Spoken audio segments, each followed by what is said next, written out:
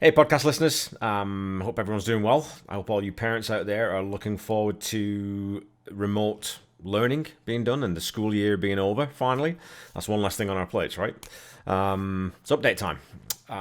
We're getting close to the end of recording now for season one already, as crazy as that seems to us at least. We're not exactly sure how many more we'll get done, but we're hoping to cram in two or three more before we call time on recording for season one. And we've got a few guests potentially lined up, who I think will be really, really cool. Just wanted to remind you that tomorrow's episode is with Jay Semko. So you'll hear lots of really cool background on what Jay was doing before he ended up playing with the Northern Pikes, and some great stories about gigs that didn't go quite so well. And there's one where he kind of likened it to the Blues Brothers without the chicken wire, which was a lot of fun. And then some cool people he's worked with through the years. We didn't get into too much of the solo stuff, and I think what we'll probably do is we'll end up bringing him back on to talk about some of that stuff, because as well as the Northern Pikes, obviously Jay's had a long career as a solo artist, as a mentor, as a radio DJ, and that sort of working in TV and film. So we didn't get into as much of that as we would have liked. So we'll probably get Jay back on in season 2, I think, hopefully. We'll go from there. Again, don't forget that next week's episode is Mark Kleiner, and that you should check out the Mark Kleiner Power Trio album, which is impeccable. It's a really, really good album.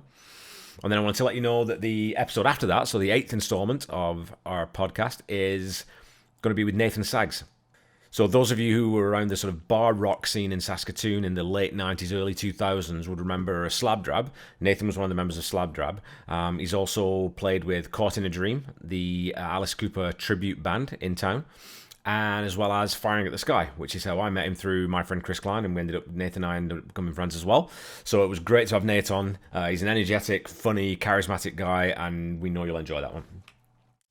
We also had a very cool recording on this past Sunday that we'll let you know about in an upcoming update. And he was our first guest who isn't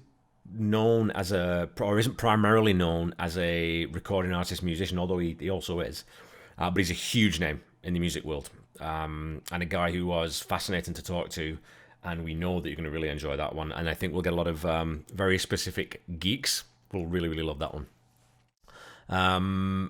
Stay safe. Looks like we're getting rain today, so bring the animals in.